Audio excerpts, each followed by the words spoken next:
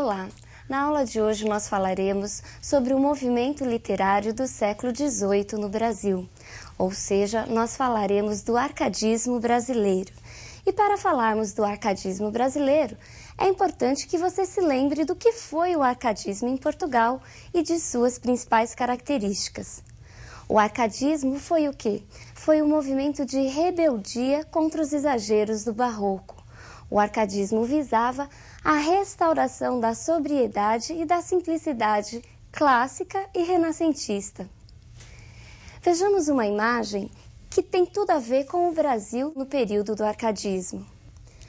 A cidade de Vila Rica, atual Ouro Preto, em Minas Gerais, foi a sede dos principais acontecimentos do século XVIII. Assistiu ao ciclo da mineração, à Inconfidência e à grande produção dos poetas árcades. Vila Rica também foi palco do grande artista plástico, escultor e arquiteto deste período. Essa figura é Antônio Francisco Lisboa, o nosso Aleijadinho. Mas você deve estar me perguntando, Edna, Aleijadinho, artista do arcadismo, ele não era barroco? Isso mesmo, Aleijadinho era barroco, mas lembre-se de que o movimento barroco no Brasil apresenta duas vertentes. Nós temos um barroco literário e arquitetônico do século XVII, principalmente na Bahia, e temos um barroco mineiro, um barroco no século XVIII, conhecido como um barroco tardio. E é neste barroco que nós encontramos a figura de Aleijadinho. Passemos agora a uma de suas importantes obras. Nessa imagem nós temos Cristo flagelado. Embora essencialmente barroco, Aleijadinho foi contemporâneo do arcadismo no Brasil. O arcadismo ele tem início em 1678 com a publicação das obras poéticas de Cláudio Manuel da Costa e se estende até 1836, quando ocorre a publicação de Suspiros Poéticos e Saudades de Gonçalves de Magalhães, considerada a obra introdutora do romantismo brasileiro. Vejamos agora quais são os principais autores do arcadismo no Brasil. Cláudio Manuel da Costa, Tomás Antônio Gonzaga, Basílio da Gama e Santa Rita Durão. Dos quatro, apenas Tomás Antônio Gonzaga não era brasileiro. E além de apresentarem semelhanças quanto à forma árcade de escrita, todos eles participaram da Inconfidência mineira. Os poetas desse período, eles escreveram nos mais variados gêneros. Vejamos agora quais são as principais vertentes do arcadismo no Brasil. O arcadismo brasileiro foi um movimento essencialmente poético, representado pela poesia lírica, pela poesia satírica e pela poesia épica.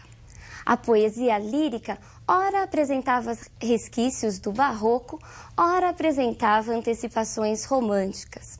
Entre os principais autores dessa poesia lírica, nós temos Cláudio Manuel da Costa e Tomás Antônio Gonzaga. Este último, Tomás Antônio Gonzaga, é a principal figura também da prosa satírica. Já na poesia épica, nós temos as figuras de Cláudio Manuel da Costa, Basílio da Gama e Santa Rita Durão. Vejamos agora uma imagem de Cláudio Manuel da Costa. Seu pseudônimo Árcade era Glauceste Saturno e sua musa inspiradora era Nise. Sua obra lírica foi muito influenciada pelo classicismo português, embora também apresentasse em alguns momentos resíduos do barroco. Os temas mais comuns de sua poesia são o sentimento amoroso e a descrição da natureza. É muito infrequente em seus textos uma tentativa de reconciliação das características do arcadismo português com a paisagem mineira. E por que essa preocupação? Ele gostaria de que Minas também representasse aqueles rios com águas cristalinas, aqueles campos verdes. E como é que ele fazia? Na realidade, ao mesmo tempo que ele mostrava essa identificação com o cenário de Minas Gerais, ele mostrava um forte apego à metrópole portuguesa. É muito comum em sua obra palavras como pedras, rochedos, penhascos, penhas. Vejamos um fragmento em que podemos encontrá-las. Destes penhascos fez a natureza, o berço em que nasci, ó quem cuidara, que entre penhas tão duras se criara, uma alma terna, um peito sem dureza. Cláudio Manuel da Costa também escreveu um poema épico chamado Vila Rica. Não se esqueça que Vila Rica é a nossa atual Ouro Preto, lá no estado de Minas Gerais. Neste poema, ele narra a história da fundação da cidade, enaltecendo os feitos dos bandeirantes. Vejamos agora uma imagem do nosso outro grande poeta, Tomás Antônio Gonzaga. Seu pseudônimo Árcade era Dirceu, e sua musa inspiradora era Marília. Entre suas principais obras estão Cartas Chilenas e Marília de Dirceu. Cartas Chilenas é um poema satírico escrito em versos decassílabos, que circulou em forma de manuscritos anônimos em toda a Vila Rica num período anterior ao processo da Inconfidência Mineira. Nessas cartas, nós encontramos a história de Fanfarrão Minésio, um governador autoritário, imoral e meio narcisista. O emissor dessas cartas é Critilo e o destinatário é Doroteu. Depois de vários estudos, chegou-se à conclusão que Critilo era o próprio Tomás Antônio Gonzaga, enquanto Doroteu era Cláudio Manuel da Costa. E por que então carta chilena se nós estávamos em Minas Gerais? Na realidade, o Chile era Minas Gerais e Santiago, a própria Vila Rica. Tomás Antônio Gonzaga estava criticando o governador de então. Na realidade, era uma crítica a uma pessoa específica e não a instituições. Marílias de Dirceu é sua obra também muito conhecida.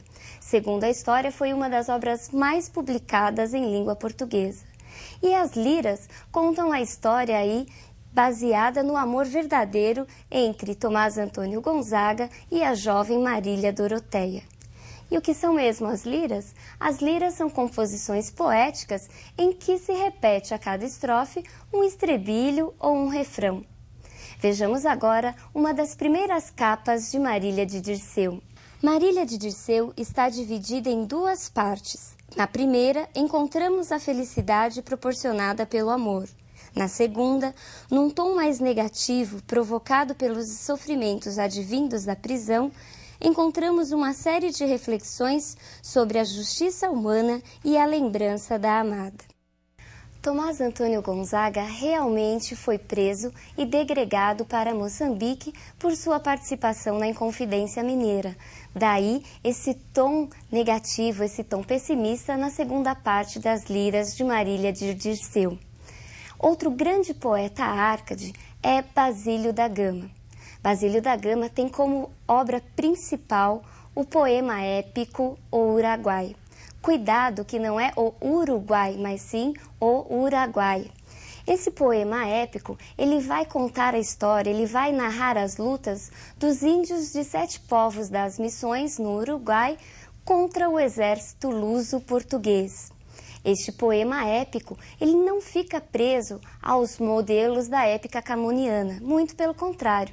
Enquanto Camões apresenta 10 cantos, Basílio da Gama constrói seu poema com apenas 5 cantos e não se utiliza também dos versos rimados, ou seja, seus versos são brancos. Também não há a divisão da obra em estrofes. Vejamos agora uma das primeiras capas do poema O Uraguai.